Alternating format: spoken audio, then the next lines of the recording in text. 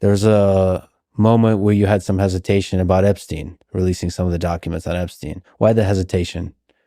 I don't think I mean, I'm not involved. I never went to his island, fortunately, but a lot of people did.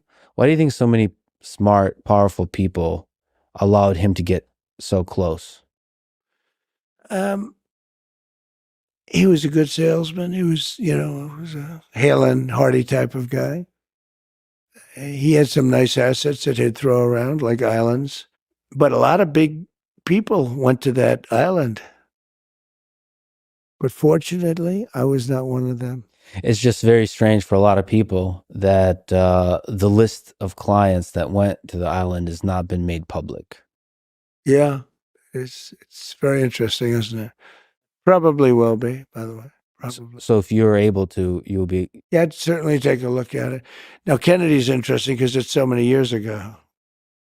They do that for danger too, because, endangers certain people, et cetera, et cetera. So Kennedy is very different from the Epstein thing.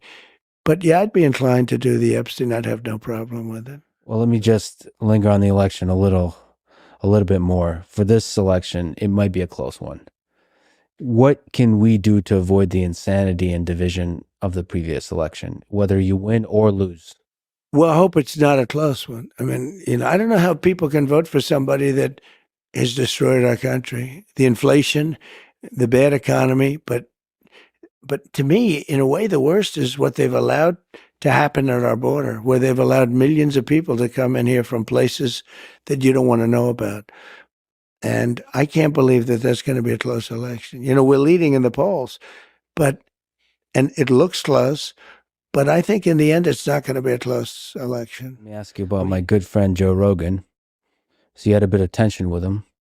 So when he said nice things about RFK Jr., I think you've said some not so nice things about Joe, and I think that was a bit unfair.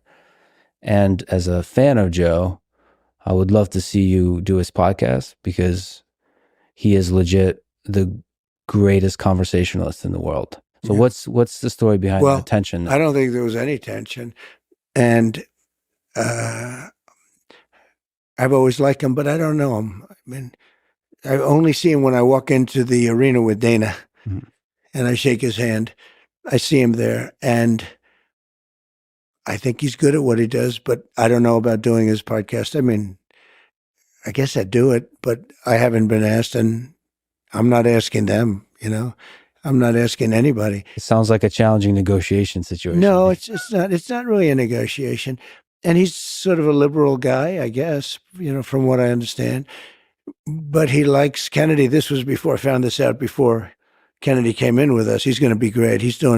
Bobby's going to be great. But I like that he likes Kennedy. I do too. He's a different kind of a guy, but he's got some great things going. Let me ask you about Project 2025. So you've publicly said that you don't have any direct connection to Project nothing. I know nothing about it. And they know that too. Democrats know that. And I purposely haven't read it because I want to say to you, I have no idea what it's all about. It's easier than saying I read it and, all of the things. No, I purposely haven't read it. And I've heard about it. I've heard about things that are in there that I don't like. And there's some things in there that everybody would like. But there are things that I don't like at all. And I think it's unfortunate that they put it out, but it doesn't mean anything because it has nothing to do with me. Project 25 has absolutely nothing to do with me. And there's a lot of people listening to this, myself included, that doesn't think that Kamala is a communist. Well, she's a Marxist.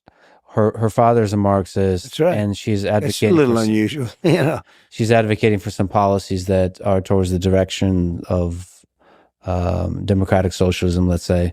But there's a lot of people that kind of know the way government works, and they say, well, none of those policies are going to actually come to reality. It's just being used during the campaign to, groceries are too expensive. We need them cheaper. So let's talk about price controls, and that's never going to come to reality. It could come to reality. Look, I mean, she came out with price control. It's been tried like 121 different times at different places over the years. and it's never worked once. It leads to communism. It leads to socialism. It leads to having no food on the shelves, and it leads to tremendous inflation. It's just It's a bad idea.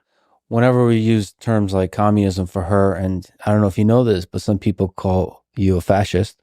Yeah, they do. So I figure it's all right to call them a communist. Yeah, they call me a lot worse than I call them. They do indeed. It's just sometimes It's interesting, though. They'll call me something that's terrible, and then I'll hit them back. And they'll say, "Isn't it terrible what Trump said?" I said, well, wait a minute. Well, I hope you enjoyed those highlights of the podcast that happened between Lex Fridman and Donald Trump yesterday. My name is Anam Khan, and my goal is basically to save you time. I know a lot of these podcasts are extremely interesting, so I watch them myself because I'm also very interested.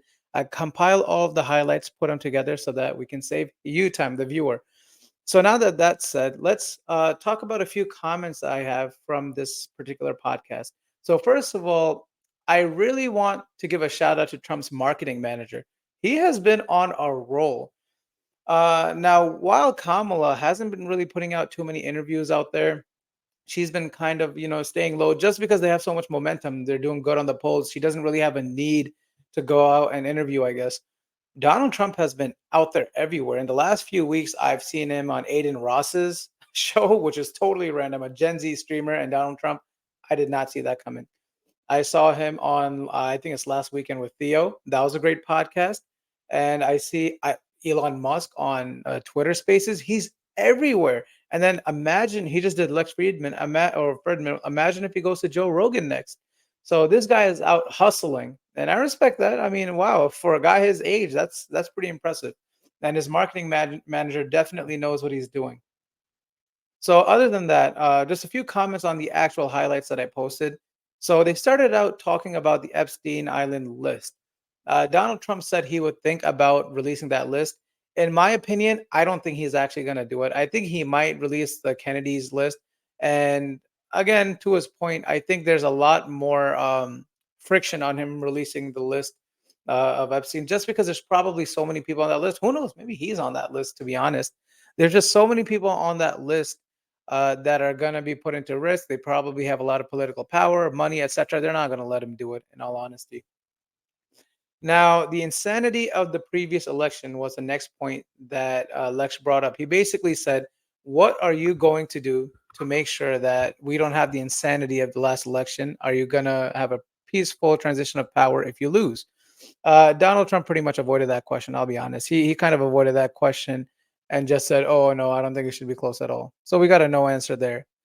Next, Lex went on to Joe Rogan and basically asked him if you would go on to that podcast. I agree with Lex. It looked like Trump was playing a bit of a negotiator there. He was trying to get in a good position of having more leverage in that situation. Like, yeah, I mean, I don't really care about that podcast. I mean, I would go, but yeah, I don't really care. In all reality, I think Trump wants to go. He's doing all of these small podcasts now on YouTube and Twitter and all of that. If there is one podcast that stands out, it's Joe Rogan. Joe Rogan is the podcaster. And it's really weird that Joe Rogan's probably interviewed pretty much all of the presidential candidates or most of them.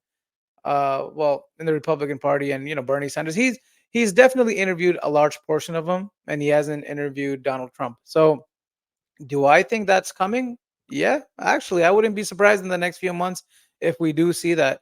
I think they might work out a deal. So the next topic was Project 2025. Personally, I don't really know too much about Project 2025, but I know it's always associated with Trump. And Trump came out and straight up said, "Yeah, I'm not associated with it at all. It has nothing to do with me." And I'm sure he's said that in the past already, and his haters are still going to say that he's the one who started it. So, yeah, we have the Project 2025.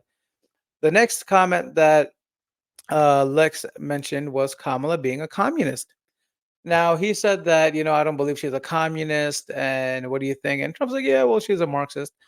My point of view on this issue is that I personally think that is being blown way out of proportion. My reason for saying this is that Trump has said much worse. Come on, man. Trump has said much worse, and they've said much worse to him. They call him a dictator, Hitler, etc., whatever. So I don't think him calling Kamala a communist was that big of a deal as it is on Twitter and stuff. Uh, I mean, I don't think Kamala is actually a communist. I think it's more of just fear tactics that Trump always does. He's had a name for everyone. So I guess the name that's kind of sticking with Kamala for him is Comrade Kamala or Communist Kamala. So yeah, that's what I got from that comment. I didn't think it's that much of a big deal as Twitter is making it. With that being said, I think those were pretty much all of the highlights from the Lex Fridman and Trump podcast. I hope you enjoyed it, and I hope you enjoy my commentary. If you like videos like this where I shorten up long podcasts and give you the best highlights from them, make sure you like and subscribe to this channel. I'll see you in the next video. Thank you so much.